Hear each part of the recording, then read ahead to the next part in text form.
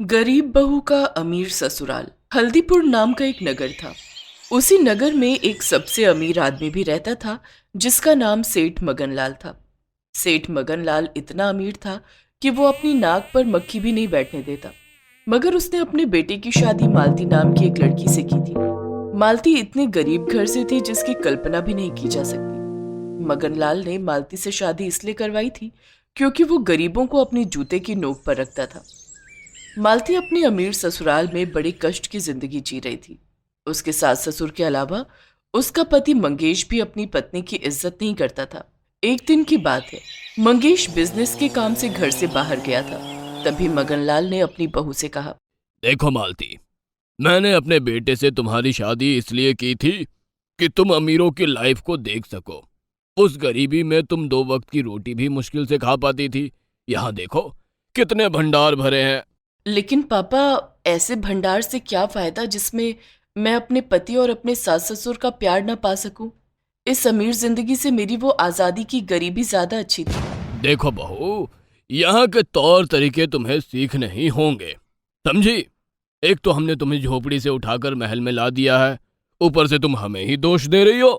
मगनलाल हर बात में अपनी बहू को गरीबी का ताना मारता ही रहता था। एक दिन मगनलाल ने अपने घर में छोटी सी किट्टी पार्टी रखी, जिसमें नगर के वीआईपी मेहमान आए थे। तभी मालती अपने कमरे से निकली और किचन की तरफ जाने लगी। तभी उनमें से एक ने मालती को आवाज लगाई, ओए नौकरानी, हमारे लिए कोल्ड वाटर ले आना। नौकरानी शब्द सुनते ही मालती ने अपने कदम रोक लिए और बोली, साहब, मैं नौकरानी नहीं हूँ। अरे वाह, कपड़ों से तो तुम नौकरानी लग रही हो, लेकिन बातों से ऐसे बोल रही हो जैसे इस घर की बहू हो। तभी मगनलाल बोल पड़ा, क्या यार वर्मा, तू भी पार्टी छोड़कर नौकरानी के पीछे लगा है। ये एक लंबी कहानी है, बाद में बता दूंगा। और तुम मालती, मैंने तुमसे कहा था ना कि कमरे में रहना, फिर बाहर क्यों आई? पापा, मुझे बुखार था इसलिए दवाई लेने आई थी। अरे तो थोड़ी देर इंतजार नहीं कर सकती थी? यहाँ आकर तुमने पार्टी का कबाड़ा कर दिया। अब जाओ यहाँ से, अब कमरे से बाहर मत निकलना। मालती अपनी बेइज्जती की बातें सुनकर चली जाती है और कमरे में फूट फूट कर रोने लगती है और अपनी किस्मत को कोसती है। कुछ दिन बीतने के बाद जब मालती का पति मंगेश घर आया तो वो भी खर्चा पानी लेकर मालती पर चढ़ बैठा और बोला, ये मैं क्या सुन रहा हूँ? जब कोई घर में फंक्शन होता है तो तुम बड़े लोगों के बीच आकर अपने आप को दिखाती हो, ताकि वो लोग जान सके कि हम तुम पर जुल्म कर रहे हैं। पहले मेरी पूरी बात तो सुनिए। मंगेश गुस्से में मालती को थप्पड़ लगा देता है और कहता है, एक शब्द मत बोलना, गरीब कहीं की। सोने का कटोरा किसी भिखारी को पकड़ाओ तो वो भीख ही मांगेगा। तुझे कितना भी समझाऊं, लेकिन तू अपनी गरीबी की दुकान लेकर बैठी जाती है।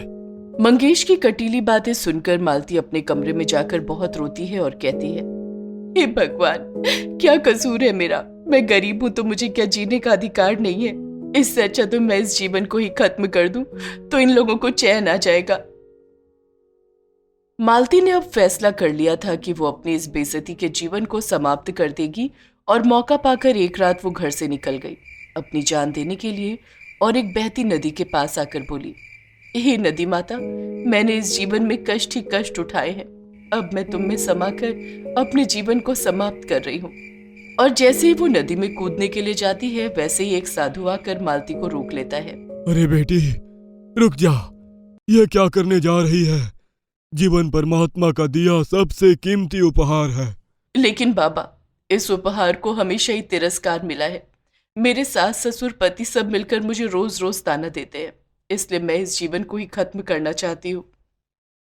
मालती साधु को अपनी सारी व्यथा बताती है और रो रो कर अपनी किस्मत को कोसती है। साधु कहता है, बेटा, यह तो संसार का नियम है। अमीर ने हमेशा ही गरीब पर जुल्म किया है, इसलिए तुम चिंता ना करो और इस कुरुक्षेत्र में डटकर सामना करो। भगवान तुम्हारे साथ है। और ये लो जादुई जल, इसे तुम उस वक्त इस्तेमाल करना जब वो लोग तुम्हें गरीबी का ताना दे। साधु मालती के सर पर हाथ फेर कर उसे दिलासा देता है और एक कमंडल में जल देकर उसे जाने को कह देता है। अगली सुबह जब मालती घर आई तब उसके पति और ससुर ने उसे खूब खरी खोटी सुनाई। क्यों रे कलमुही, रात में बाहर जाने की तेरी हिम्मत कैसे हुई? तुझे जरा भी इस अमीर घर का ख्याल नहीं आया? कहाँ गई थी? पापा, आप थोड़ा शांत रहिए, मैं इस गरीब की असली औकात दिखाता हूँ। इसने रात में बाहर जाकर हमारे इस गरीब घराने को जो बेइज्जती का तमाचा मारा है, उसके लिए इस भिखारिन को तपती धूप में नंगे पांव धूप में एक पैर पर खड़ा करता हूँ। चल यहाँ से।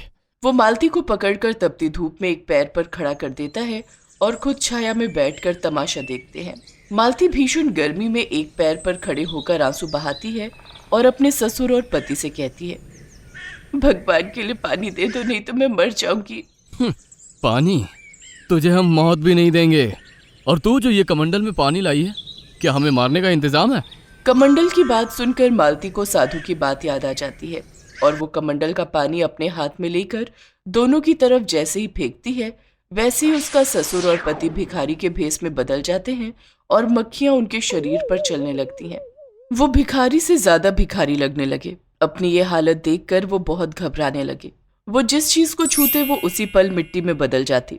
वो मालती से माफी मांगने लगते हैं और कहते हैं, मालती, हमें माफ कर दो, हमसे भूल हो गई।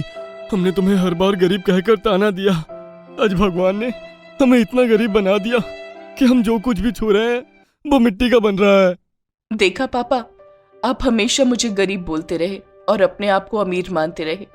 आज वो अमीरी भी आपके काम नहीं आ रही है जिस पर आप घमंड करते थे।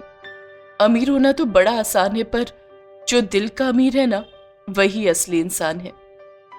मालती की बात उन दोनों की समझ में आ गई थी। उन दोनों ने सारे नगर के सामने मालती से माफी मांगी और मालती की दोबारा अपने बेटे से शादी करके उसे अपनी बहू बनाकर इज्जत के साथ घर ले आया। और उस दिन के बाद से जिग्नेश और मगनलाल ने फिर कभी मालती पर जुल्म नहीं किया और अपनी गलती को मानते हुए उसी गरीबी के साथ जिंदगी को जिया।